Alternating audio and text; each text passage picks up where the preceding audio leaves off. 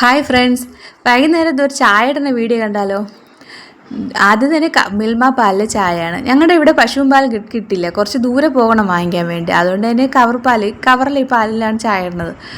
അതിന് എനിക്ക് കറക്റ്റായിട്ട് ഇത്രയും ഞാൻ ഒരുപാട് നാളുകൊണ്ട് ചായ ഇട്ട് തുടങ്ങിയെങ്കിലും കറക്റ്റായിട്ട് അറിയില്ല. എൻ്റെ ഉമ്മക്കാണെങ്കിൽ ഇങ്ങനെ കറക്റ്റായിട്ട് ഇങ്ങനെ ഒഴിച്ച് പിന്നെ കറക്റ്റ് വെള്ളമൊക്കെ അവർ പൈപ്പിൽ നിന്ന് പിടിച്ച് അങ്ങനെ ഒഴിക്കും. പക്ഷെ ഞാൻ എപ്പോഴും ഗ്ലാസ് അളവൊക്കെ എടുത്താൽ ഇങ്ങനെ ചായ ഒരു ഗ്ലാസ് പാലിന് 2 ഗ്ലാസ് വെള്ളം അങ്ങനെയൊക്കെ അളന്നാണ് ഒഴിക്കുന്നത്.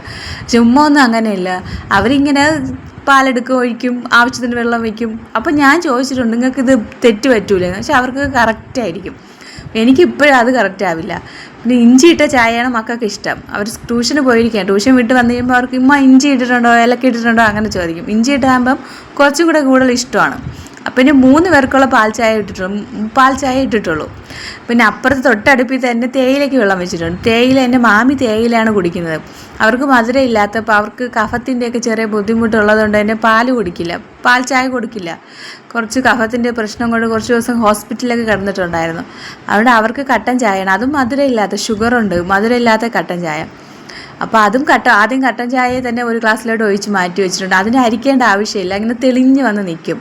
പിന്നെ ബാക്കിയുള്ളവർക്കൊക്കെ ചായ കൊടുത്തതിന് ശേഷം മക്കൾക്കുള്ളൊരു ചായ മാറ്റി വെച്ചിട്ടുണ്ട്. ഒരു പാത്രത്തിൽ ഞാൻ അവിടെ ഒഴിച്ച് വെച്ചിട്ടാണ് ബാക്കി എല്ലാവർക്കും ചായ കൊടുത്തത്. പിന്നെ ചായക്ക് കടിയായിട്ടുള്ള റിസ്ക്കാണ് ഇത്, നല്ല ടേസ്റ്റി ആയിട്ടുള്ള റിസ്ക്കാണ് ഇത്. ആരോ ഇവിടെ എൻ്റെ മാമിയെ നോക്കാൻ വന്നപ്പോൾ വാങ്ങിച്ചിട്ട് വന്നതാണ്. പിന്നെ ചായ ഇട്ട് കഴിഞ്ഞാൽ പിന്നെ മൊത്തത്തിൽ പാത്രങ്ങളുടെ ബഹളമാണ്. പിന്നെ മക്കൾ സ്കൂളിൽ ലഞ്ച് കൊണ്ടുപോയ പാത്രം ഉണ്ടായിരുന്നു. പിന്നെ അതെല്ലാം മൊത്തത്തിലൊന്ന് കഴുകി വയ്ക്കണം. കഴുകി ശേഷം അവിടെയൊക്കെ ഒന്ന് ക്ലീൻ ചെയ്തിട്ടാൽ പിന്നെ ജോലി തീർന്നിട്ടൊന്നുമില്ല. അടുത്തതായിട്ടുള്ളതാണ് എനിക്ക് കോഫി. ഞാൻ കട്ടൻ കോഫിയാണ് കുടിക്കുന്നത്. ബ്രൂ കോഫിയിലുള്ള കട്ടനാണ് ഞാൻ കുടിക്കുന്നത്. ഞാൻ ആദ്യം കാണിച്ചില്ല ബ്രൂ, അത് ഞാൻ ഇന്ന് പൊട്ടിച്ചതാണ് ബ്രൂ കോഫി. അപ്പം എൻ്റെ ഭർത്താവ് വന്നപ്പോൾ കൊണ്ടുവന്നതാണ്, എൻ്റെ മച്ച വന്നപ്പോൾ കൊണ്ടുവന്നതാണ്. അപ്പോൾ ഞാൻ അത് പൊട്ടിക്കാതെ വെച്ചിരുന്നു. നോമ്പ് അടുക്കുമ്പോൾ പൊട്ടിക്കാമെന്ന് കരുതി. ഇനിയിപ്പോൾ നാളെ അത്താഴം കഴിച്ച് മറ്റന്നാൾ നോമ്പാണല്ലോ. അപ്പം വൈകുന്നേരം പക്ഷെ അറിഞ്ഞില്ല. ഇതിപ്പോൾ ഞാൻ എന്തായാലും 2 ദിവസം നോമ്പ് കാണുമല്ലോ.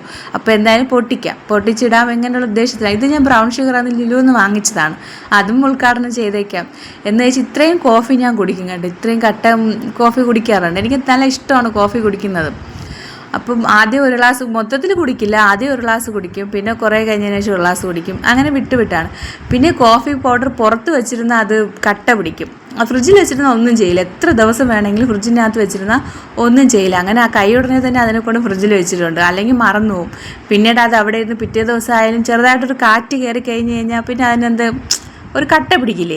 അതുകൊണ്ട് കൈ ഉടനെ അതും കൊണ്ട് വെച്ചിട്ട് ഞാൻ 1 ഗ്ലാസ് കോഫി എടുത്ത് പിന്നെ റിസ്ക്കുമായിട്ട് കഴിച്ചിട്ടുണ്ട്. ഓക്കെ ഫ്രണ്ട്സ്, എൻ്റെ ഈ വീഡിയോ ഇഷ്ടപ്പെട്ടാൽ ലൈക്ക് ചെയ്യണം. ഓക്കെ.